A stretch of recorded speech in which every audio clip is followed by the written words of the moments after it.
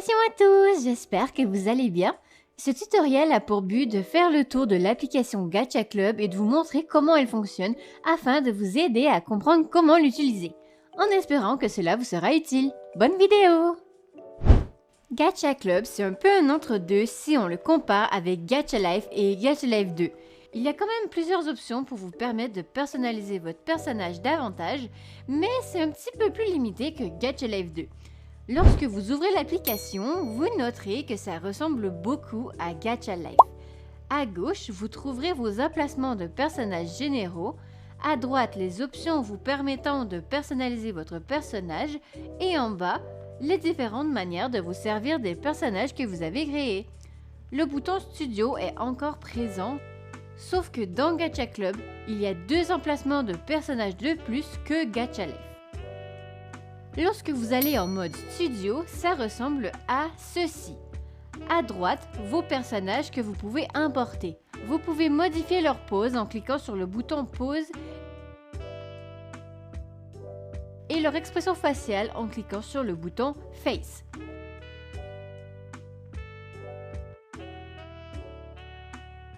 Le bouton chat vous permettra d'ajouter une bulle de chat ainsi qu'une petite icône d'expression appelée emote au besoin.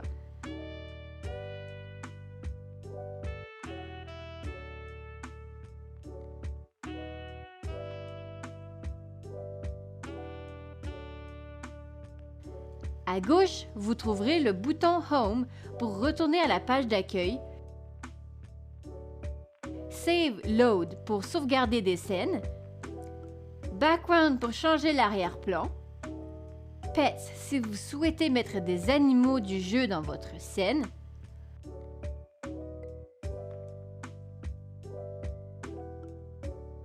Objects si vous souhaitez vous servir des objets du jeu,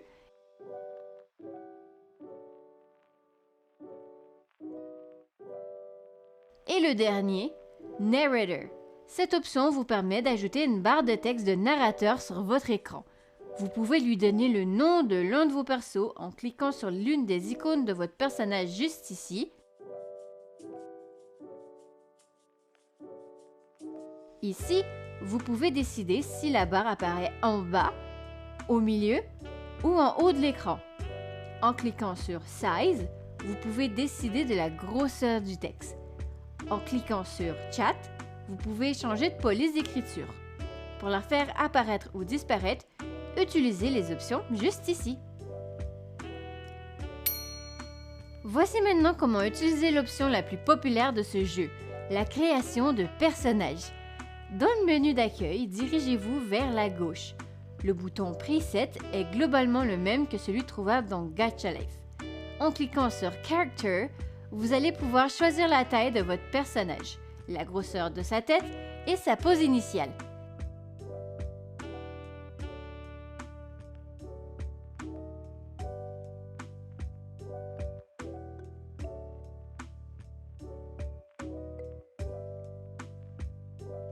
Vous pouvez aussi sélectionner la couleur de la peau. Le premier carré est pour la couleur de base, le deuxième pour les contours.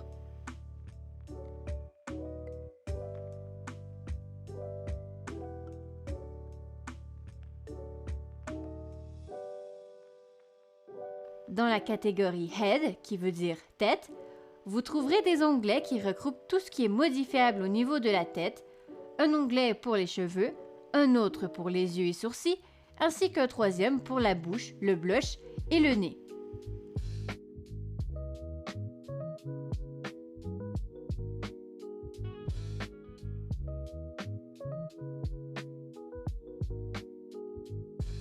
Le bouton Adjust vous permet d'ajuster la position et la taille des éléments que vous avez ajoutés à la tête de votre personnage, comme ceci.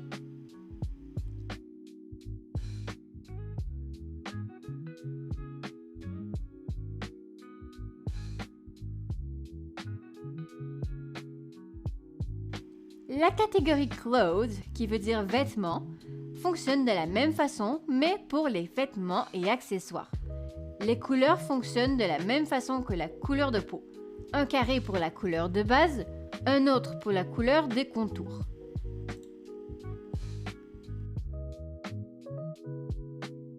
Dans la catégorie Others, qui veut dire autres, vous pouvez donner un objet à votre personnage à tenir dans sa main, ainsi que des effets spéciaux. Dans l'onglet Effets, l'option Tint sert à donner une teinte différente à votre OC. Les options en bas à droite permettent d'ajouter du vent dans les cheveux de votre personnage ou encore à faire bouger les ailes, capes, queue, etc.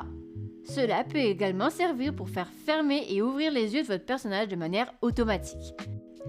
L'onglet Hide, qui veut dire cacher, est sans doute le préféré de ceux qui font de l'animation, puisque c'est là que vous pouvez séparer les morceaux de corps de votre personnage pour pouvoir les animer ensuite.